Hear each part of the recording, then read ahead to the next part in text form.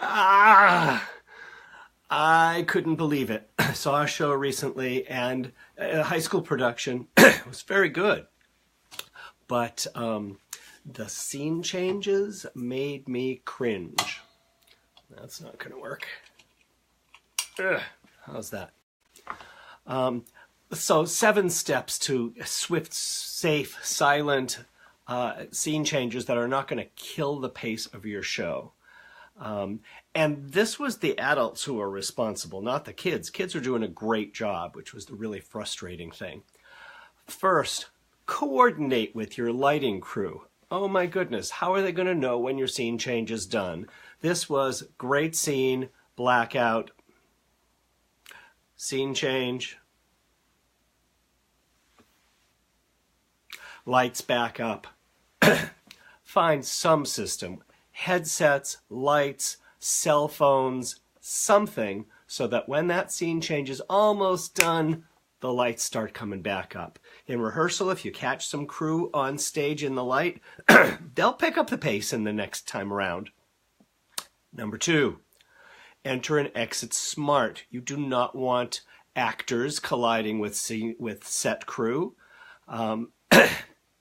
This takes rehearsal. You got to work together. There's no point in running all the way across the stage to pick up an item and then running all the way back with it. If you've got to come in from one side, come in, grab it, and go. Better yet, come in, grab, go. Or you can come from the center of the curtain. You're in darkness, right? Center curtain, grab, go. That's much faster than from one side of the stage. From my perspective, dim light beats killing the pace of the show every time. If you're having trouble getting everything done in total darkness, bump up a little bit of light. People will know it's not the scene, and you can get that scene change done ever so much faster, much better. Better than that, and this could have saved a lot with the production I'm talking about. If you've got a scene that's lit on one side of the stage or up on a level, and the rest of the stage is dark, and that's where things need to exit or enter, do it during the scene change. Keep it quiet, but we're all watching what's lit. Sneak in, grab it and go, or come in and drop it off. And by the time that's done, you're ready to keep going with the next scene. Spill is a great way to have enough light to see what you're doing, and it really doesn't distract the audience too much if it's done efficiently. Another way to save some time, this is number 5, use some actors who are already there when the lights go out. I mean, you've got people sitting there. The lights go out on them. I'm standing right behind a chair. Let me pick up the chair and go off with it. Much less confusion of bodies, saves time. You don't have to wait for somebody to come on to take the chair. Rehearse it. Actors can do this, at least if they're not union. Number 6, very, very important. I don't know why people keep missing this. A lot of plays, especially musicals, are written alternating small scenes with large scenes. There's usually one exception thrown in there just to keep life interesting. Alternate your small scenes by playing them on the apron, so you can close the grand drape and do your big set change behind there while everybody's watching what's happening right in front. End of the little scene, open curtain, ready to bring up the lights and keep going. This works miracles. Do this.